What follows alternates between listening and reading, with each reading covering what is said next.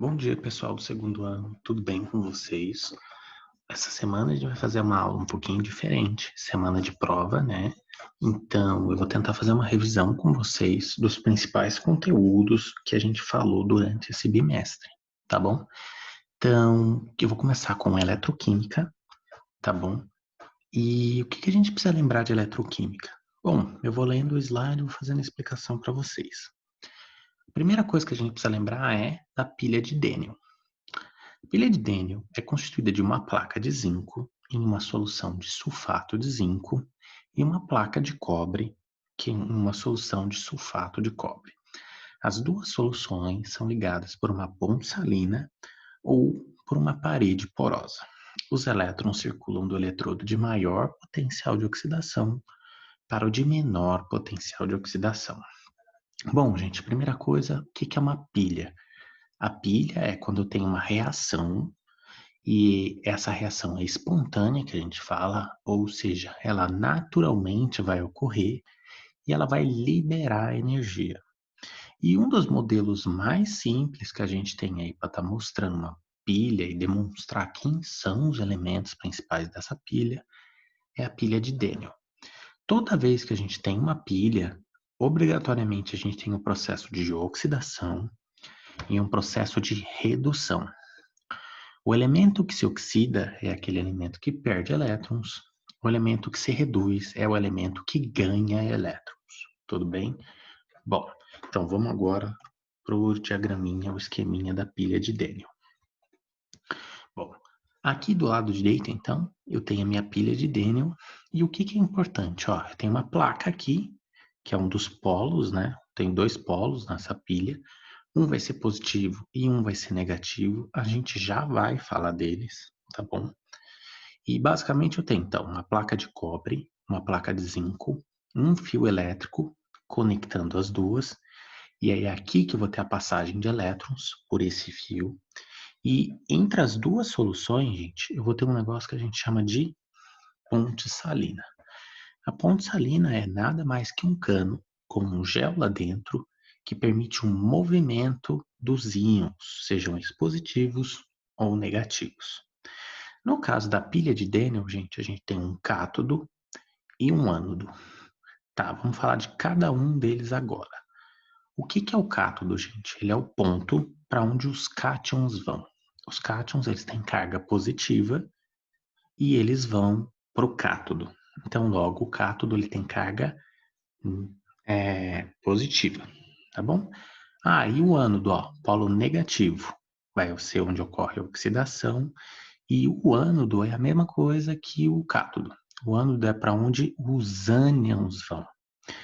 Gente, o que é importante da gente ver aqui também? Aqui a gente está falando da pilha de Daniel, certo? Quando a gente vai falando de eletrólise, o cátodo e o ânodo, o polo deles, positivo e negativo, vai inverter. É importante vocês prestarem atenção nisso agora. Então, bom, na pilha de Daniel, quem que é o cátodo ou polo positivo? É o eletrodo de cobre. No caso, o ânodo, quem que é o ânodo? É o ânodo de zinco, eu tenho a minha plaquinha de zinco aqui, tá joia? E ele vai ser meu polo negativo. Os elétrons, gente, eles vão sair da placa de zinco, vão caminhar pelo fio e vão para a placa de cobre. Como assim? O zinco ele vai perder elétrons, então ele vai enviar íons de Zn2+ para a solução, enquanto os íons de cobre da solução de cobre, eles vão se depositar nessa placa aqui. Então o que eu vou ter é a solução de cobre, ela vai ficar cada vez mais clara, a solução de zinco, ela vai ficar cada vez mais escura. Bom, isso aqui é o principal. Ah, e a equação global dessa pilha, como que a gente representa? A gente representa de acordo com o elemento que vai estar sofrendo oxidação e o elemento que vai estar sofrendo redução.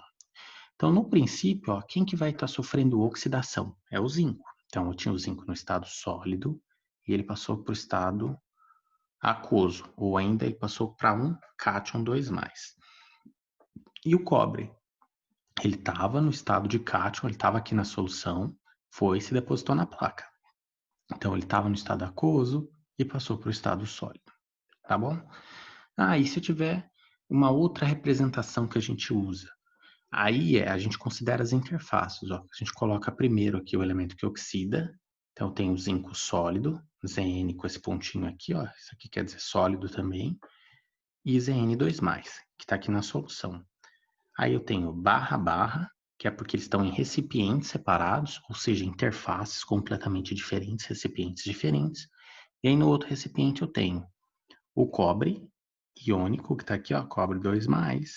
E aí ele está na interface líquida e o cobre sólido que está na sólida. Então entre eles eu tenho uma única barra. Tá ok? Bom, então a gente viu o principal. Agora a gente vai falar toda a nomenclatura relacionada com isso aqui. Então, para a gente relembrar. Sentido dos elétrons, gente. Os elétrons eles vão circular do eletrodo de maior potencial de oxidação para o de menor potencial de oxidação. No caso da pilha de Daniel, eles vão do zinco para o cobre. E aí eu tenho os polos da pilha. Eu vou ter um polo positivo, ó, o de menor potencial de oxidação, o cobre, tá bom? O meu cátodo. Vou ter o polo negativo, o de maior potencial de oxidação, zinco, tá bom? E aí a gente tem lá cátodo e ânodo. Cátodo, placa de menor potencial de oxidação, cobre. Ânodo, placa de maior potencial de oxidação, zinco. E aí eu vou ter a variação de massa nas placas. O zinco oxida, ele vai perder massa. Como assim? Ele vai passar isso para a solução. E a placa de cobre, ela vai ganhar massa, porque ela vai retirar os íons de cobre da solução. Bom, isso aqui é o principal da pilha de Dehner. O que a gente precisa lembrar agora? Precisa lembrar para calcular DDP da pilha, como que a gente faz isso. Então aqui, ó, se vocês olharem, tem duas semi-reações. Semi-reação de oxidação, aliás, de redução do cobre e a de redução da prata. E um potencial elétrico que é associado com cada uma delas. Então eu tenho aqui o potencial elétrico associado com cobre de mais 0,34 volts. E eu tenho aqui meu potencial de redução associado com a prata em 0,80 volts. A gente sempre vai colocar, gente, o potencial de redução maior menos o potencial de redução menor. E a gente sempre vai pelo potencial de redução, tá bom? Então, no caso aqui, quem é o maior potencial de redução? Prata. Então, vai ser 0,80 menos o menor potencial de redução, que é 0,34. Então, no caso, essa pilha feita de cobre e prata, ela me geraria 0,46 volts, perto de meio volt. Tudo bem? E vocês vão ver, gente, como a gente vai olhar a tabelinha que está aqui, ó, logo a seguir, que existe uma série de potenciais de redução, alguns negativos e alguns positivos. E o que é importante, gente? Se vocês olharem aqui, ó, eu tenho em negrito um aqui que o potencial é 0. Se a gente medisse isso aqui com um multímetro, ele não seria necessariamente 0. Mas por que ele é 0? Toda vez que a gente mede uma diferença de potencial, a gente tem que comparar isso com alguma coisa. E a gente escolheu comparar isso com o potencial de redução do hidrogênio. Então, ele é o nosso padrão. Então, ele é como se fosse o nosso 0. Ele é a nossa representação ali. É igual ao grau Celsius. Não existe grau Celsius negativo. Por que existe grau Celsius negativo? Porque o nosso potencial de comparação, ou o que a gente usou para definir o 0, é o ponto de congelamento da água. E existem temperaturas mais baixas do que isso. O mesmo aqui é a diferença de potencial de redução do hidrogênio. Existem potenciais de redução menor do que esse. Por isso, eles têm valores negativos. E os que têm um potencial maior do que ele têm os valores positivos. E quando eu estiver fazendo essa continha aqui, e eu tiver um número, por exemplo, potencial de redução do cobre, mais 0,34. Potencial de redução do zinco, menos 0,76. Quando eu fizer a continha, eu vou ter lá 0,34 menos com menos é mais 0,76. Aí vou ter um potencial de redução ali de 1,2 volts, mais ou menos. Bom, isso aqui foi para a gente relembrar isso aqui. O que mais falta a gente falar? Falta falar de eletrólise. O que é eletrólise? Bom, eletrólise, gente, ele é o processo inverso da pilha, tá bom? Então, a pilha é a passagem natural ou uma reação natural. A eletrólise, ela é o processo não natural. Como assim não natural? Eu tenho que gastar energia, eu tenho que gastar energia elétrica para que esse processo aconteça. Então tem que fazer trabalho, tá bom? Como assim fazer trabalho? Bom, quando você coloca o seu celular na tomada, ele carrega. Isso é um processo não natural associado com a energia que eu estou gastando para carregar aquela pilha. Então, aqui não deixa de ser um processo de eletrólise, tá bom? Então, o processo de eletrólise, ele é o processo que acontece na pilha, só que ao contrário, tá bom? E toda vez eu vou ter que gastar energia para que isso aconteça. A quantidade de energia mínima que eu tenho que gastar, ela tem que ser maior do que a diferença de potencial da pilha resultante do material que eu estou falando. Bom, definido isso, a gente tem dois tipos de eletrólise. E aí aqui eu vou colocar isso rapidinho, porque a gente não chegou a aprofundar nisso aqui, tá bom? A gente tem eletrólise ígnea, que a gente fala, que é quando eu tenho um elemento iônico fundido, ou seja, derretido, e eu tenho a eletrólise iônica ou aquosa, que é quando aquela que eu tenho um sólido iônico dissolvido em água, tá bom? Além disso, a gente tem processos de eletrodeposição também. É assim, por exemplo, que a gente consegue fabricar latas de produtos alimentícios. A parte externa dela é de ferro, a parte interna é de zinco, ou cobre, ou algum outro metal que não reaja, que não oxide facilmente, tá bom? Bom, é isso. Aí ficou faltando o quê? A gente falar de balanceamento de oxirredução. A gente fez bastante exercício disso, isso aqui é importante de relembrar também. Então, peguei dois exemplozinhos de que vieram perguntar para mim, eu fiz até um vídeo falando dessas questões, que o pessoal tinha dúvidas para tirar comigo, tá joia? E basicamente o que, que a gente vai estar fazendo aqui? A gente vai balancear essas reações para que o número de elétrons que foi doado seja exatamente igual ao número de elétrons que foi recebido.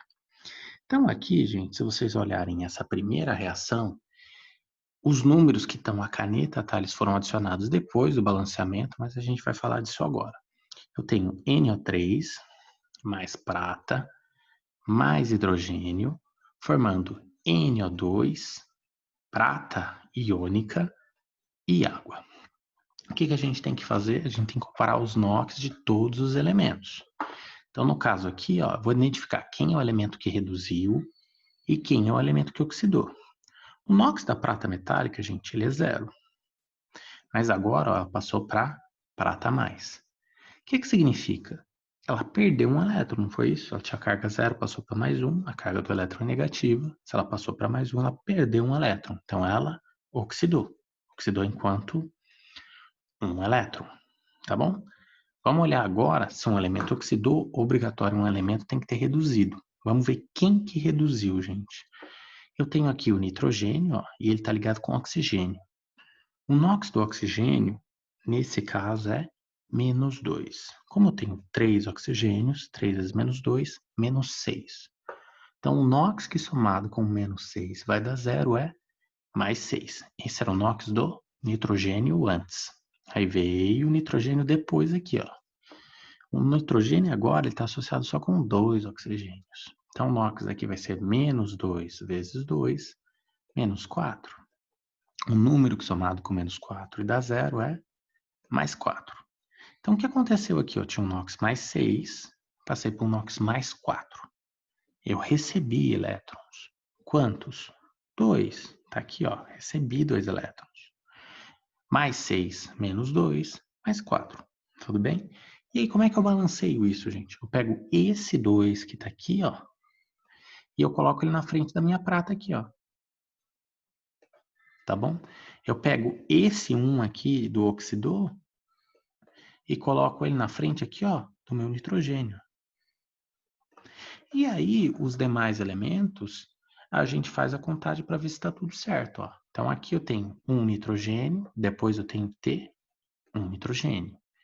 Aqui, ó, eu tenho 2 pratas, depois eu tenho que ter 2 pratas, tá bom? Bom, o meu primeiro nitrogênio estava com 3 oxigênios. Se eu olhar aqui agora, ó, aqui eu estou com um único oxigênio. Então, o que eu tenho que fazer aqui? Eu tenho que colocar 3 aqui, tá joia? Bom, então agora eu tenho 3 oxigênios. Mas se a gente olhar, 3 vezes 2 hidrogênios são 6. Então, aqui eu tô com 2, ó. Vou ter que multiplicar isso aqui por 3. 3 vezes 2, 6 hidrogênios. Tá bom? Bom, gente. Então, tá aqui a nossa reaçãozinha já balanceadinha. Tá bom? Bom, vamos para de baixo agora. A gente vai ter algo parecido. Tá bom? Aqui, essa reação aqui, deixa eu ver, eu tenho o enxofre e o iodo, somente água e hidrogênio, como eles vieram. Beleza. Então, aqui, ó, tem o ácido sulfídrico, tá bom? E aí eu olho o NOx do enxofre, ó. Aqui ele é -2, porque ele está ligado com 2 hidrogênios, que é mais 1, 2 vezes mais 1, mais 2, -2 com mais 2, 0. Só que aí, gente, ele passou para o estado enxofre sólido. O enxofre sólido, ele tem NOx 0. Então, era -2, passou para 0. O que aconteceu? Ele perdeu 2 cargas aqui, não perdeu? Porque, ó, era -2, passou para 0, então ele reduziu. Reduziu em quanto? Tá?